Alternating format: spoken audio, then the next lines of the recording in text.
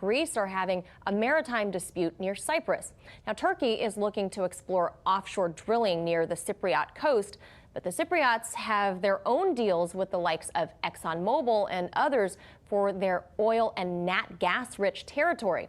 But now Egypt is wading into this heated pool in the Mediterranean, saying they feel threatened by Turkey's incursion, that the Turks are moving into their economic zone in a deal signed between Greece and Egypt just last year. So for more on that, let's bring in former U.S. diplomat Jim Jatras. Jim, good to see you. Thanks for being with us. Let's start with Angela Merkel. She's trying to be the grown-up in the room. The U.S. has yet to really make public its position on this matter. On the surface, it appears to be Turkey versus Greece, both of them NATO allies.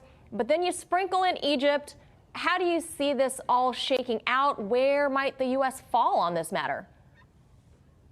That's a good question, Manila. A few years ago, Turkey's motto was no enemies in any direction. And now Mr. Erdogan seems to have made enemies in pretty much every direction. He's involved in the quarrel between Armenia and Azerbaijan. He's got this thing now going with Greece and Cyprus. He's getting involved in Libya. He's involved in the Gulf with Qatar and Saudi Arabia. So he's made a lot of enemies right now. And I think this Greece-Cyprus thing is a function of that. As far as Egypt and Greece go, if their economic zones are linked in the Mediterranean, then the ones of Turkey and Libya do not link the way Mr. Erdogan thinks.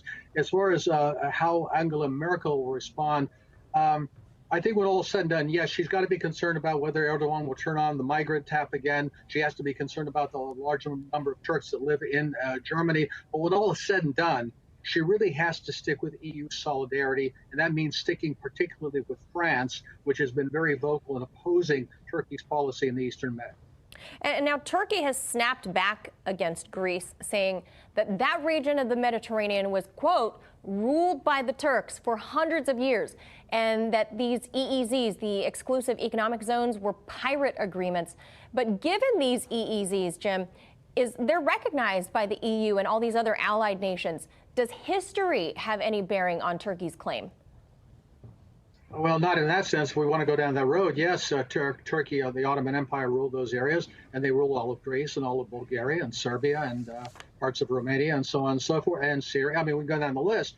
If that's Mr. Erdogan's claim, that he's basically threatening the independence of all of these countries, as indeed he is. He's also been made noise about the Greek islands themselves and the Aegean. So it's not just the economic zones.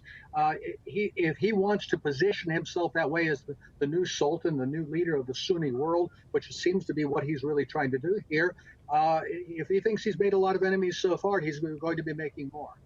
Now, Jim, back in the 1970s, Turkey was actually trying to help Greece with their claim to Cyprus. They sent troops and hardware their way. But in more recent years, that relationship has since soured, especially with the ongoing war in Syria, as you just mentioned at the top, the refugees flooding into Turkey and then down to Greece. Do you see a path to repairing relations between those two? Short answer is no. Even today, by the way, you see the Greeks buying some Turkish-made drones while the two countries are on the verge of a possible war. I guess nothing gets in the way of business. But even in the 1970s, the Greeks and the Turks were not on the same agenda. The Turks were intervening in Cyprus because they wanted to de facto annex northern Cyprus. That certainly is not what the Greeks had in mind. There was the whole question about the junta in Athens and what was a coup that had taken place in Cyprus. So they were still pursuing very conflicting policies even in those days. I don't see any reconciliation between the two. And the fact that they're both in NATO is a complication for NATO, not really a reflection on Greece's or Turkey's very different foreign policy and national security priorities. And what about with the proximity of the North African states? They've been pretty silent.